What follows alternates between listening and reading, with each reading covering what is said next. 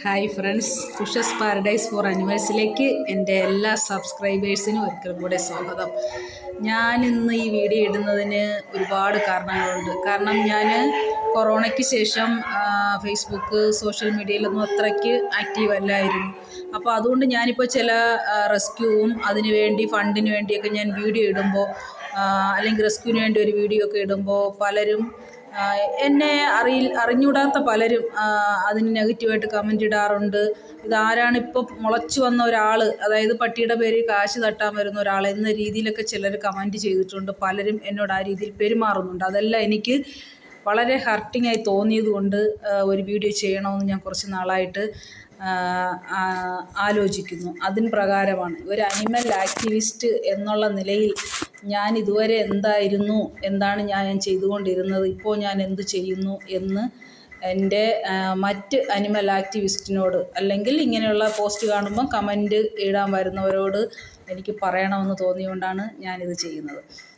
ഞാനൊരു കോളേജിൽ പഠിക്കുന്ന കാലത്താണ് എനിക്ക് ഈ പെറ്റ്സിനോട് ഒരു മനസ്സിൽ വല്ലാത്തൊരു സ്നേഹവും അലിവും ഒക്കെ തോന്നി. ഞാൻ റോഡിൽ കാണുന്ന കുഞ്ഞുങ്ങളെയൊക്കെ വീട്ടിലെടുത്തുകൊണ്ട് വരുമായിരുന്നു. അപ്പോൾ പെണ്ണാണോ ആണെന്നൊന്നും എനിക്ക് തിരിച്ചറിയില്ല. അപ്പോൾ വീട്ടിൽ കൊണ്ടുവരുമ്പോൾ വീട്ടുകാർ വഴക്കുണ്ടാക്കും. അപ്പോൾ ഞാൻ ആണെന്ന് പറഞ്ഞ് വളർത്തും. പക്ഷേ പ്രസവിക്കാറാകുമ്പോഴാണ് അത് പെണ്ണാണെന്ന് ഞാൻ മനസ്സിലാക്കുന്നത്. അങ്ങനെ ഞാൻ ഒരു പട്ടി എൻ്റെ വീട്ടിൽ പ്രസവിച്ചു, 14 കുഞ്ഞുങ്ങൾ. എനിക്ക് അതിനെ സംരക്ഷിക്കാൻ വേണ്ടി ഞാൻ ആ സമയം ട്യൂഷൻ പഠിപ്പിക്കാൻ പോകുമായിരുന്നു. എനിക്ക് കിട്ടിയ ഫീസ് ഉപയോഗിച്ച് ഞാൻ ഒരു 7000 രൂപ കൊടുത്തൊരു പട്ടിക്കൂട് ഈ പട്ടിക്ക് പ്രസവിക്കാൻ വേണ്ടി ഒരു പട്ടിക്കൂട് വാങ്ങിയതാണ് എൻ്റെ ആദ്യത്തെ ഒരു അനുഭവം.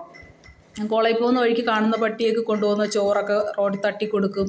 ഇങ്ങനെയൊക്കെ ആയിരുന്നു എൻ്റെ ആദ്യത്തെ പ്രവർത്തനങ്ങൾ. അപ്പോൾ ഇതാണ് എൻ്റെ ലൈഫിൽ ഒരു ഫസ്റ്റ് എൻ്റെ ഒരു അനിമൽ ആക്ടിവിസ്റ്റ് എന്നുള്ള രീതിയിൽ എൻ്റെ പ്രവർത്തനം. അവസാനം എനിക്ക് 14 കുഞ്ഞുങ്ങളൂടെ വളർന്നു വന്നപ്പോൾ വീട്ടിൽ വളരെ പ്രശ്നമായി.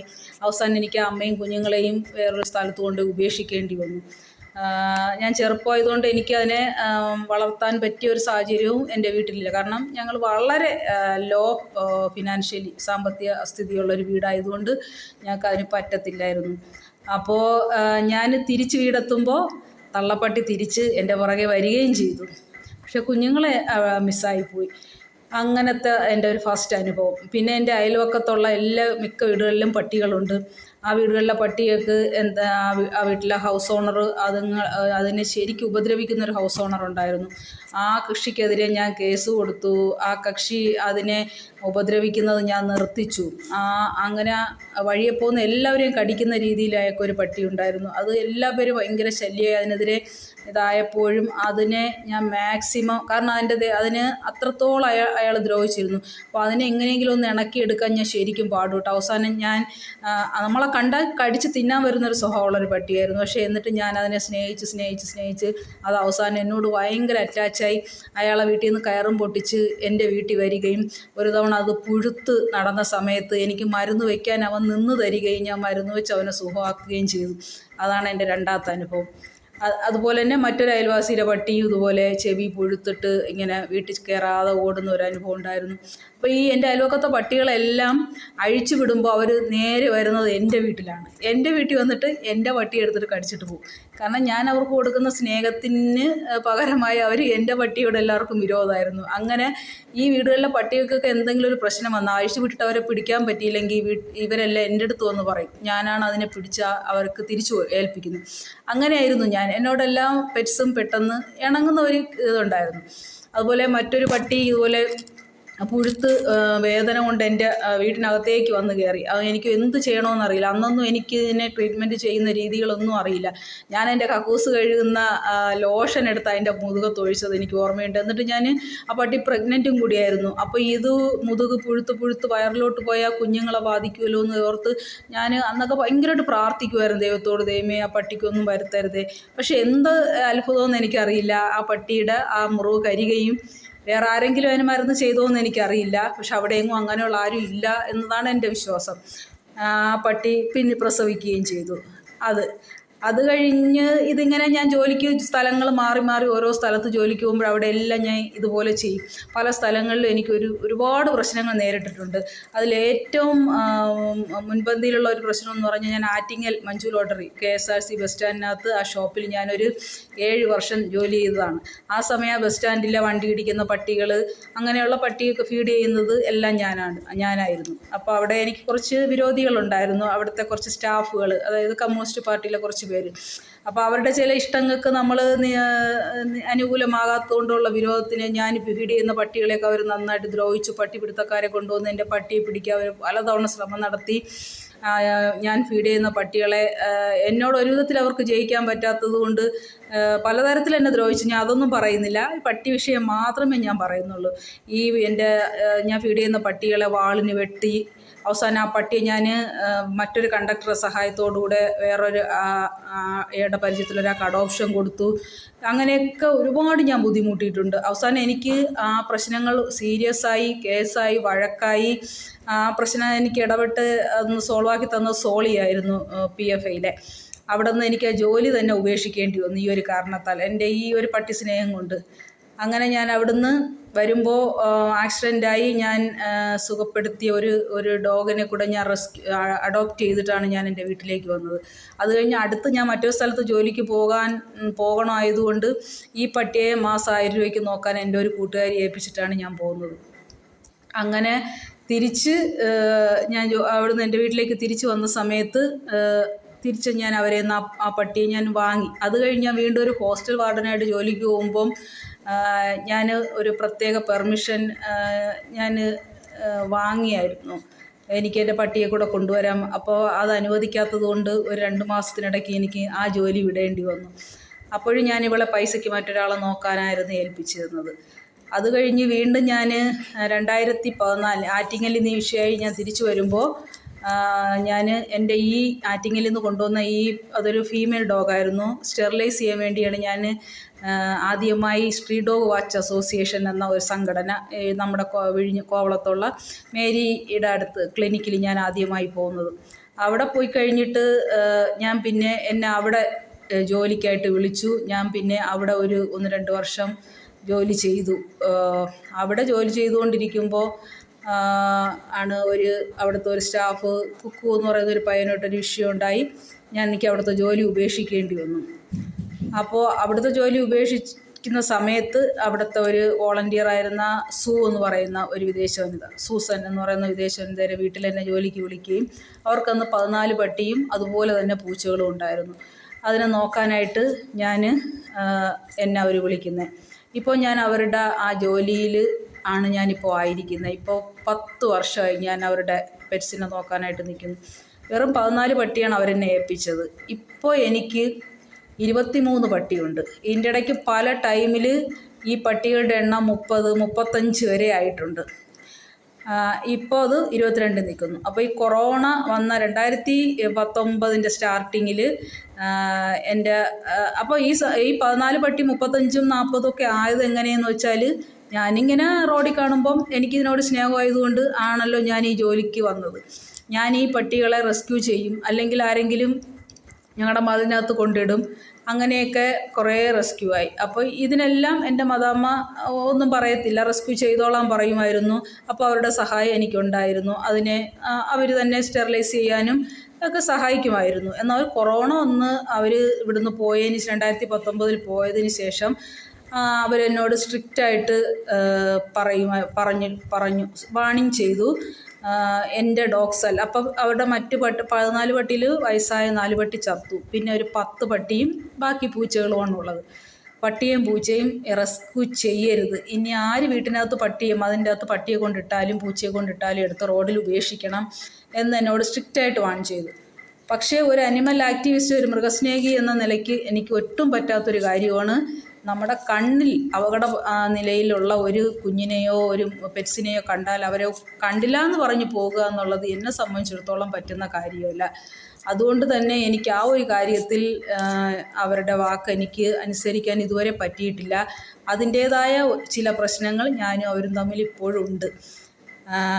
അപ്പോൾ അവരുടെ 10 പട്ടിയെ നോക്കാനുള്ള മാസം ഒരു 10,000 രൂപയും ഒരു 4 ചാക്ക് പെഡിഗ്രിയും അവരെനിക്ക് തരുന്നുണ്ട്. അതിന് നോക്കുന്നതിന് എനിക്ക് അതിൻ്റെ ശമ്പളവും തരുന്നുണ്ട്.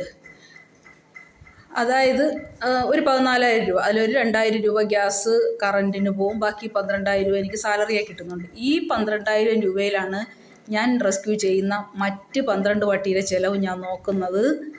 അതുപോലെ അവരെ സ്റ്റെറിലൈസ് ചെയ്യുന്നത്, അവരെ വാക്സിൻ ചെയ്യുന്നത്. പൂച്ചയുടെ എണ്ണം ഒരുപാട് വർദ്ധിച്ചു. ഇപ്പോൾ എൻ്റേതായിട്ടെന്ന് പറയാൻ ഒരു 10-22 പൂച്ച എനിക്ക് മാത്രമായിട്ട്, എൻ്റേത് മാത്രമായിട്ടുണ്ട്. അവരുടെ പൂച്ച 2-4 ഉള്ളൂ. ബാക്കി അവരുടെ പൂച്ചകളെല്ലാം വയസ്സായി മരണപ്പെട്ടു. അപ്പോൾ ഞാനിത് പറയാൻ കാരണം, ഞാൻ ഈ കൊറോണയ്ക്ക് ശേഷം എനിക്ക് അവരുടെ സഹായം കിട്ടാത്തത് കൊണ്ടും ഞാൻ ഈ പട്ടികളെ സ്റ്റെറിലൈസ് ചെയ്യാൻ സഹായിക്കുന്ന പല സംഘടനകളെയും ഞാൻ ബന്ധപ്പെട്ടിട്ടുണ്ട്. സ്ട്രീറ്റ് ഡോഗ് വാച്ചിലെ മേരിക്കറിയാൻ, ഞാൻ എൻ്റെ മദാമ്മയുടെ സഹായം ഇല്ലാതെ ഞാൻ സ്വന്തം എൻ്റെ ശമ്പള പൈസയ്ക്ക് കൊണ്ട് ഞാൻ എത്ര പട്ടിയെ സ്റ്റെറിലൈസ് ചെയ്തിട്ടുണ്ടെന്ന് അവിടെ അറിയാം. അപ്പോൾ എനിക്ക് ഫസ്റ്റ് ഞാൻ അങ്ങനെ ഒരു ഇന്ദിര എന്ന് പറയുന്ന ഒരു ലേഡി ഇതുപോലെ ഓപ്പറേഷന് വേണ്ടി ഇങ്ങനെ സഹായിക്കും എന്ന് എനിക്കൊരു അറിവ് കിട്ടിയിട്ട് ഞാൻ അവരെ കോണ്ടാക്ട് ചെയ്യുന്നുണ്ട്, അവരെ നമ്പറിൽ. അപ്പോൾ അവർ സഹായിക്കാമെന്ന് പറഞ്ഞു. പിറ്റേ ദിവസം രണ്ടും എന്നെക്കുറിച്ചൊക്കെ ചോദിച്ചു. അപ്പോൾ ഈ മേരി അറിയാം, മേരി ക്ലിനിക്കിലാണ് ചെയ്യുന്നതെന്ന് പറഞ്ഞു. മേരിയായിട്ട് എന്നെക്കുറിച്ച് സംസാരിച്ചപ്പോൾ മേരി എന്നെക്കുറിച്ച് എന്താണ് പറഞ്ഞതെന്ന് എനിക്കറിയില്ല. അത് ഞാൻ മദാമ്മയുടെ വീട്ടിലാണ്, എൻ്റെ പെറ്റ്സിനെ മദാമ്മ ചെയ്തോളും, അവർക്ക് സഹായം കൊടുക്കണ്ട എന്നായിരിക്കണം. പക്ഷേ പിന്നീട് ഈ നിര എന്ന് പറയുന്ന ലേഡി എന്നോട് വളരെ നെഗറ്റീവായ രീതിയിലാണ് പെരുമാറിയത്. എൻ്റെ പട്ടി സ്റ്റെറിലൈസ് ചെയ്യാൻ പറ്റില്ല എന്ന് പറഞ്ഞു. അപ്പോൾ ഞാൻ ഒരു കാര്യം ചോദിക്കട്ടെ, എൻ്റെ മദാമ്മ ഇത്രയും കാലം ചെയ്തിരുന്നപ്പോൾ ഞാൻ ആരോടും ഒരു സഹായത്തിന് പോയിട്ടില്ല, ഞാൻ ആരോടും ഒരു ഫണ്ട് റേസിങ്ങിന് പോയിട്ടില്ല. എൻ്റെ മദാമ്മ ചെയ്യാൻ പറ്റില്ല എന്ന് പറഞ്ഞതിന് ശേഷം മാത്രമാണ് ഞാൻ പോയിട്ടുള്ളത്. പക്ഷേ അതേ പട്ടിയെ സ്റ്റീവ് എൻ്റെ മദാമ്മയോട് വിളിച്ച് ഇങ്ങനെ ഒരു 3 പട്ടിയെ സ്റ്റെറിലൈസ് ചെയ്യാനുണ്ട്, നിങ്ങൾക്ക് ഹെൽപ്പ് ചെയ്യാൻ പറ്റുമോ? ഇംഗ്ലീഷായിട്ട് ഒരു പ്രത്യേകത എല്ലാവർക്കും അറിയാം. അവരെപ്പോലെ അവരുടെ ഫ്രണ്ട്സ് ആരെങ്കിലും വിളിച്ച് ഇന്നൊരു പട്ടിയുണ്ട്, അതിനൊന്ന് ഡൊണേറ്റ് ചെയ്യണമെന്ന് പറഞ്ഞാൽ അവരൊക്കെ സമ്മതിക്കും. എൻ്റെ പൈസ ഇല്ലാന്നൊന്നും അവർ പറയില്ല. പക്ഷെ അതുപോലെയല്ല ഒരു മലയാളി പറയുമ്പോൾ. എന്നോട് സ്ട്രിക്റ്റായിട്ട് റെസ്ക്യൂ ചെയ്യരുതെന്ന് പറഞ്ഞ എൻ്റെ ഒരു ബോസ് ആയ അവരോട് എനിക്കെങ്ങനെ പറയാൻ പറ്റും? എനിക്കൊരു 3 സ്റ്റെറിലൈസ് ചെയ്തു തരണമെന്ന് എനിക്ക് പറയാൻ പറ്റുമോ? ഇല്ല. അപ്പം ആ രീതിക്ക് മേരി അത് പറഞ്ഞിരുന്നോ കുഴപ്പമില്ല. പക്ഷെ അവരെ തെറ്റിദ്ധരിപ്പിക്കുന്ന രീതിയിൽ മേരി എന്താണ് പറഞ്ഞു കൊടുത്തതെന്ന് എനിക്കറിയില്ല. പക്ഷെ വളരെ മോശമായിട്ടാണ് ഇന്ദിര എന്ന് പറയുന്ന ലേഡി എന്നോട് ബിഹേവ് ചെയ്തത്. അത് ഞാൻ അങ്ങ് മറന്നു. ഞാൻ എൻ്റെ ജീവിതത്തിൽ ഞാനവിടെ കൈനീട്ടിയിട്ടുണ്ടെങ്കിൽ, ആരുടെയെങ്കിലും മുമ്പ് ഞാൻ താഴ്ന്നിട്ടുണ്ടെങ്കിൽ അത് ഈ പെറ്റ്സിന് വേണ്ടി മാത്രമാണ്. വീണ്ടും ഞാൻ പലരോട് സഹായം ചോദിച്ചു. ഒരു അഞ്ചുവും ഇതുപോലെ സഹായിക്കാമെന്ന് പറഞ്ഞിട്ട് അവസാനം അഞ്ചുവും വളരെ വിപരീതമായ രീതിയിൽ അഞ്ചു സംസാരിച്ചു. അതും എന്താണ് കാരണമെന്ന് എനിക്കറിയില്ല. ഈ പട്ടി അരുൺ ഡോക്ടറെ അടുത്ത് സ്റ്റെറിലൈസേഷൻ കൊണ്ടുപോകാൻ ഞാൻ വെഹിക്കിളിന് വേണ്ടി സ്വരൂപം എന്ന് പറയുന്ന ഒരു പയ്യനെ കോൺടാക്ട് ചെയ്തു. ആ പയ്യന് മറുപടി പറയാമെന്ന് പറഞ്ഞ് പോയിട്ട് പിന്നെ എന്നെ കോൺടാക്ട് ചെയ്തിട്ടേ ഇല്ല. ഇവരെയൊക്കെ ആരാണ് പറഞ്ഞ് തിരിപ്പിക്കുന്നത് എന്ന് എനിക്കറിയില്ല. ഒരു മദാമ്മയുടെ വീട്ടിൽ ജോലി ചെയ്യുന്നു എന്ന കാരണത്താൽ എനിക്ക് മദാമ്മയുടെ കാശ് മൊത്തം എൻ്റെ കയ്യിലുണ്ട് എന്ന് ചിന്തിക്കരുത് ആരും. ഞാൻ ഈ ശമ്പള പൈസ അല്ലാതെ എൻ്റെ മദാമ്മ എനിക്ക് 1 രൂപ പോലും, ഞാൻ 10 വർഷമായി അവരുടെ കീഴിൽ ജോലി ചെയ്യുന്നു. എൻ്റെ വീട് വെപ്പ് നടന്നു, എൻ്റെ അമ്മയുടെ മരണം നടന്നു, എൻ്റെ വിവാഹം നടന്നു.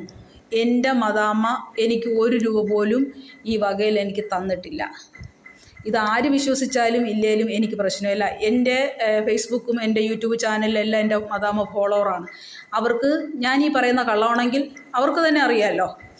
അപ്പോൾ ദയവേത് ഇപ്പം എനിക്കെതിരെ കള്ളപ്രചാരണം നടത്തിയ ഓരോരുത്തരും, ഞാനിതിൽ പേരെടുത്ത് പലരെയും പറഞ്ഞിട്ടുണ്ട്, അവരെല്ലാം അന്നത്തെ സ്റ്റേജ് എന്തായിരുന്നു, അവരുടെ ഇപ്പോഴത്തെ സ്റ്റേജ് എന്താണ് എന്ന് അവർ സ്വയം ചിന്തിച്ചാൽ മനസ്സിലാവും ആരുടെ ഭാഗത്താണ് ന്യായമെന്ന്. അവരുടെ എല്ലാം ഇന്നത്തെ അവസ്ഥ അന്നത്തെ അവസ്ഥയിൽ അല്ല, വളരെ വ്യത്യാസമുണ്ട്.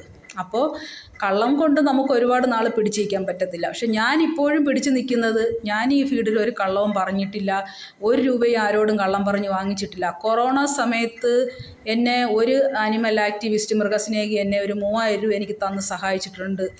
അതൊരു സൗവർണികയാണെന്ന് എനിക്ക് തോന്നുന്നു. പക്ഷേ എനിക്ക് പേരത്ര ഓർമ്മയില്ല. സൗവർണിക സിജി ആണെന്നൊരു ഓർമ്മ.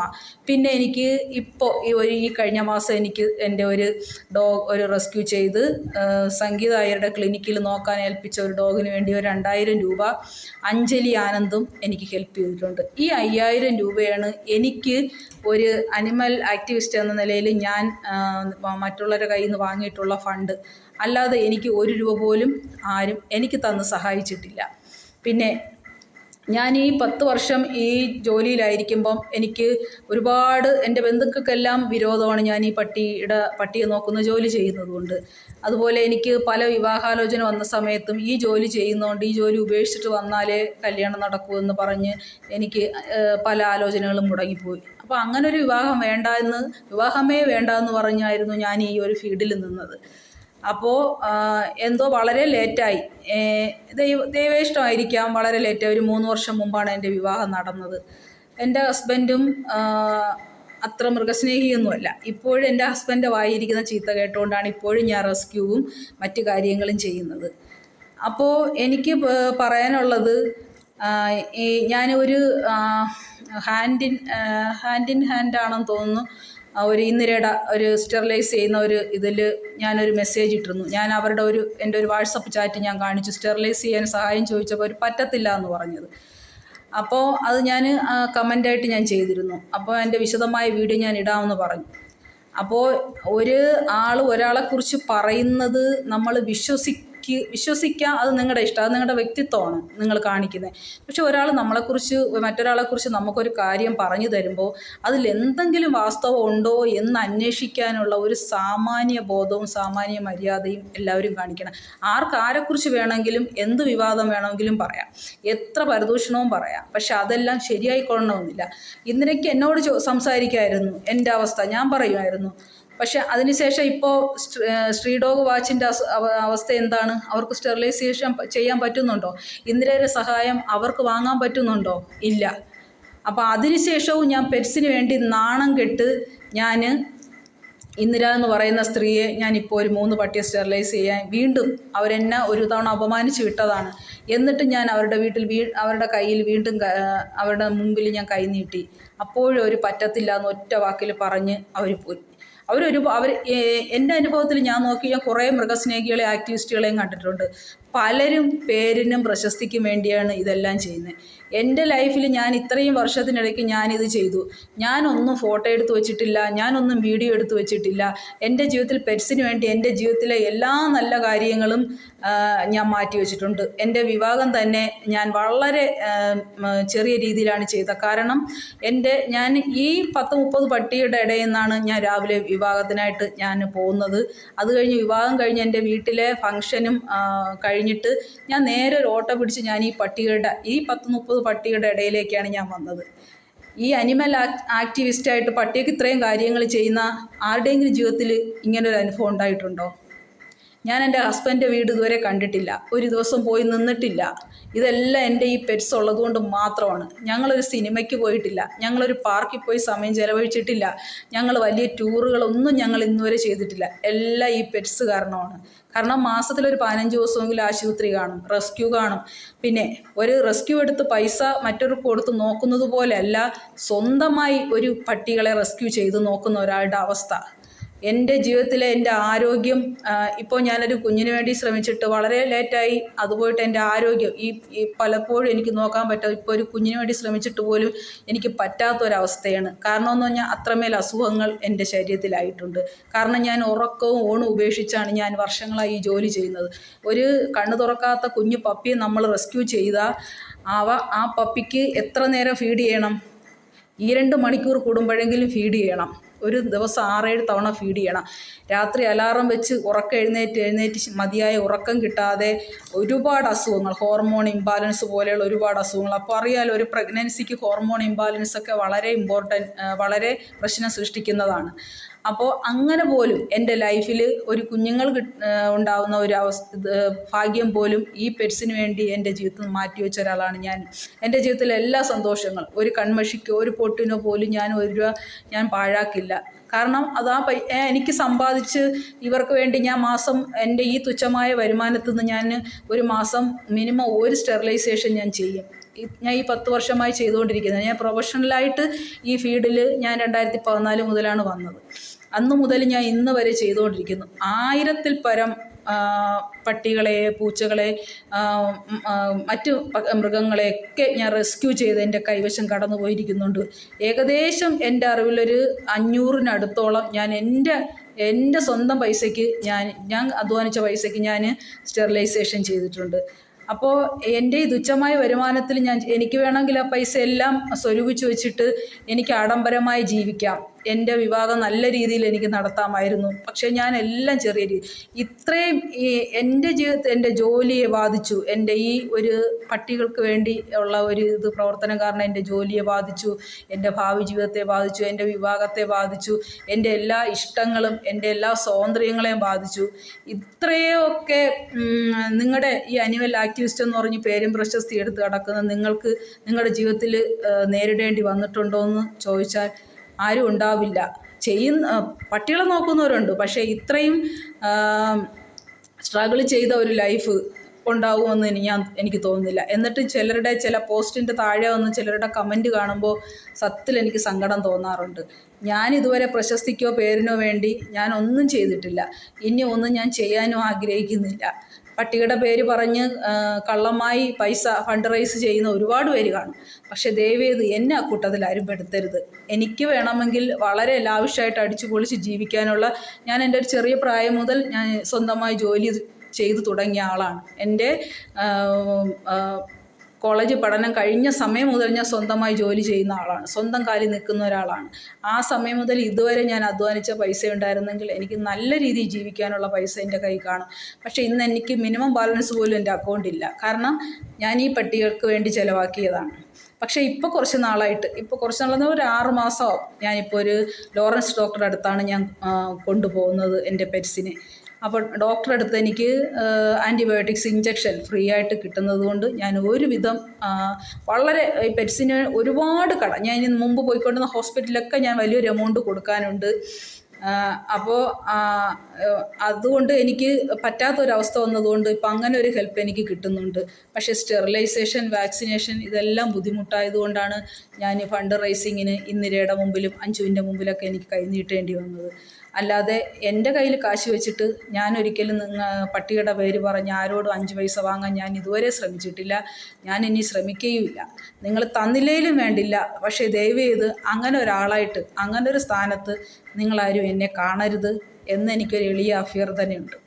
അപ്പം നമ്മൾ ഒരാളെക്കുറിച്ച് ഒരു കഥ പറയുമ്പോൾ, ഒരു അവസ്ഥ പറയുമ്പോൾ അത് ശരിയാണോ തെറ്റാണോ എന്ന് അന്വേഷിക്കാനുള്ള ഒരു സാമാന്യ മര്യാദ എല്ലാവരും കാണിച്ചാൽ നന്നായി. അപ്പോൾ നമ്മളൊരു പോസ്റ്റ് ഇടുമ്പോൾ നമ്മൾ ആരാണ്, എന്താണ് നമ്മൾ മൃഗങ്ങൾക്ക് വേണ്ടി ചെയ്ത എന്നൊന്നും അറിയാതെ അടിയിൽ വന്ന് തോന്നിയ പോലെ കമൻ്റ് ഇടുന്ന മാന്യ ഫേസ്ബുക്ക് മെമ്പേഴ്സിനോടും ഇതെൻ്റെ അഭ്യർത്ഥനയാണ്. ഒരുപാട് എനിക്ക് വിഷമം തോന്നിയിട്ടുണ്ട്.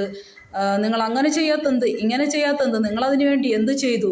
എനിക്ക് കഴിഞ്ഞ വർഷം ഞാനിവിടെ റെസ്ക്യൂ ചെയ്ത് എനിക്ക് ഇടാൻ സ്ഥലമില്ലാതെ പപ്പീസ് ഒരുപാടായി, പാർവയായി 12 പട്ടിയാണ് ഒരു വർഷം ചത്തത്. ആ സമയത്ത് ഞാൻ കടത്തിന്മേൽ കടമായി. എനിക്ക് ഈ 12 പേർക്ക് ഞാൻ വീട്ടിൽ ഇങ്ങനെ ട്രിപ്പ്, ഇഞ്ചക്ഷൻ, ഹോസ്പിറ്റലായിട്ട് ഉറങ്ങിയ ദിവസങ്ങളില്ല. ഒരു കുഞ്ഞും ഈ ആക്ടിവിസ്റ്റ് ചമയുന്ന ഒരു കുഞ്ഞുങ്ങൾക്കും ഇത്രയൊന്നും കഷ്ടപ്പെടാൻ പറ്റത്തില്ല. അവരെ കൊണ്ട് പറ്റത്തില്ല എന്ന് വെച്ചാൽ പറ്റത്തില്ല തന്നെ. നമുക്ക് പൈസ കൊടുത്ത് ചെയ്യിക്കുന്ന പോലെ അല്ല സ്വന്തമായി ചെയ്യുന്നത്.